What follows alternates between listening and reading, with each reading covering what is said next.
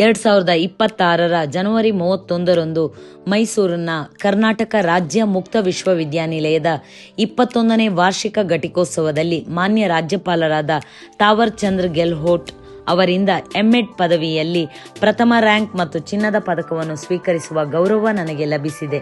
ಪ್ರತಿಲಿಪಿ ಕನ್ನಡದಿಂದ golden badge award, G Sudarshan Bhat ಸಾಹಿತ್ಯ ಪ್ರಶಸ್ತಿ, ಬೆಂಗಳೂರು ಲಿಟರೇಚರ್ ಫೆಸ್ಟಿವಲ್ನ ಡಿಜಿಟಲ್ ಸಾಹಿತ್ಯ ಕ್ರಾಂತಿ ಪ್ರಶಸ್ತಿ, ಕಥಾ ಸರಣಿ ಆಯೋಜಿಸಿದ್ದ ಆನ್ಲೈನ್ ಧಾರಾವಾಹಿ ರಚನಾ ಸ್ಪರ್ಧೆಯಲ್ಲಿ 2 ಬಾರಿ ಪ್ರಥಮ ಬಹುಮಾನ, ಕಿರುಗತೆ ಮ್ಯಾರಥಾನ್ ಸ್ಪರ್ಧೆಯಲ್ಲಿ ಪ್ರಥಮ ಬಹುಮಾನ, ಗುರುಕುಲ ಉಡುಪಿ ಘಟಕದಿಂದ ನ್ಯಾನೋ ಕಥೆಗಾಗಿ 7 ಬಾರಿ ಪ್ರಥಮ ಬಹುಮಾನ, ಕರ್ನಾಟಕ ಲೇಖಕಿಯರ ಸಂಘದಿಂದ ಡಾಕ್ಟರ್ ಸಿ.ವಿ. ವತ್ಸಲಾದೇವಿ ಸ್ಮಾರಕ ಬಹುಮಾನ, ರೋಟರಿ ಕ್ಲಬ್ ವತಿಯಿಂದ 2 ಬಾರಿ ನೇಷನ್ ಬಿಲ್ಡರ್ ಅವಾರ್ಡ್ ನನಗೆ ಲಭಿಸಿರುತ್ತದೆ.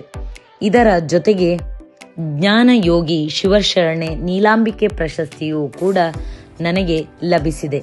ಶಿಕ್ಷಕರಿಗಾಗಿ ಪ್ರತಿ ವರ್ಷ ಆಯೋಜಿಸುವ ಸಹಪಠ್ಯ ಚಟುವಟಿಕೆಗಳಲ್ಲಿ ನಾನು 3 ಬಾರಿ ರಾಜ್ಯ ಮಟ್ಟವನ್ನು ಆಶುಭಾಷಣ ಸ್ಪರ್ಧೆಯಲ್ಲಿ ಪ್ರತಿನಿಧಿಸಿದ್ದೇನೆ. ತಾಲೂಕು ಹಾಗೂ ಜಿಲ್ಲಾ ಮಟ್ಟಗಳಲ್ಲಿ ಅನೇಕ ಬಹುಮಾನಗಳನ್ನು ಪಡೆದು 3 ಬಾರಿ ರಾಜ್ಯ ಮಟ್ಟಕ್ಕೆ ಆಯ್ಕೆಯಾಗಿದ್ದೇನೆ.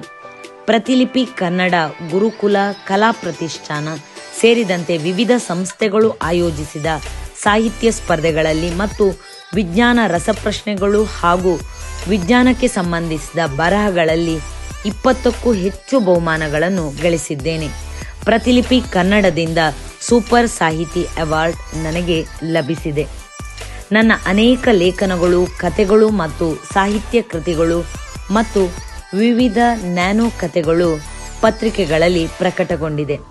ಅಖಿಲ ಕರ್ನಾಟಕ ಕುವೆಂಪು ಸಾಂಸ್ಕೃತಿಕ ವೇದಿಕೆ ಆಯೋಜಿಸಿದ ರಾಜ್ಯ ಮಟ್ಟದ ಕವಿ ಸಮ್ಮೇಳನದಲ್ಲಿ ನಾನು ಭಾಗವಹಿಸಿದ್ದೇನೆ. ಅಂತಾರಾಷ್ಟ್ರೀಯ ಮಹಿಳಾ ದಿನಾಚರಣೆಯ ಅಂಗವಾಗಿ ಆಯೋಜಿಸಲಾಗುವ ವಿವಿಧ ಸಾಹಿತ್ಯ ಮತ್ತು ಸಾಂಸ್ಕೃತಿಕ ಕ್ರೀಡಾ ಸ್ಪರ್ಧೆಗಳಲ್ಲಿ ಭಾಗವಹಿಸಿ ಬಹುಮಾನಗಳನ್ನು ಗಳಿಸಿದ್ದೇನೆ. ಜಯನಗರ ಶೈಕ್ಷಣಿಕ ಸಮಿತಿ ಆಯೋಜಿಸುವ ಶಿಕ್ಷಕರ ಪ್ರಬಂಧ ಮಂಡನಾ ಸ್ಪರ್ಧೆಯಲ್ಲಿ 4 ವರ್ಷ ಪ್ರಥಮ ಬಹುಮಾನ ಸೇರಿದಂತೆ ದ್ವಿತೀಯ ಹಾಗೂ ಸಮಾಧಾನಕರ ಬಹುಮಾನಗಳನ್ನು ಪಡೆದಿದ್ದೇನೆ. ಅಮೋದ್ ಇನ್ಫೋ ಮೀಡಿಯಾ ಆಯೋಜಿಸಿದ್ದ ಕಥಾ ಸ್ಪರ್ಧೆಯಲ್ಲಿಯೂ ಬಹುಮಾನವನ್ನು ಪಡೆದಿದ್ದೇನೆ. ಬುಕ್ ಬ್ರಹ್ಮ ಮತ್ತು ಪ್ರತಿಲಿಪಿ ವೇದಿಕೆಗಳಲ್ಲಿ ನನ್ನ ಬರಹಗಳನ್ನು 11,44,928ಕ್ಕೂ ಹೆಚ್ಚು ಬಾರಿ ಓದುಗರು ಓದಿದ್ದಾರೆ. ಸಾಮಾಜಿಕ ಜಾಲತಾಣಗಳಲ್ಲಿ 10,000ಕ್ಕೂ ಹೆಚ್ಚು ಹಿಂಬಾಲಕರನ್ನು ಹೊಂದಿದ್ದೇನೆ. ಬುಕ್ ಬ್ರಹ್ಮ ಲಿಟರೇಚರ್ ಟಾಕ್ ಕಾರ್ಯಕ್ರಮದಲ್ಲಿ ನನ್ನ ಸಾಹಿತ್ಯ ಪ್ರಯಾಣದ ಕುರಿತು ಸಂದರ್ಶನವೂ ಕೂಡ ಪ್ರಸಾರಗೊಂಡಿದೆ.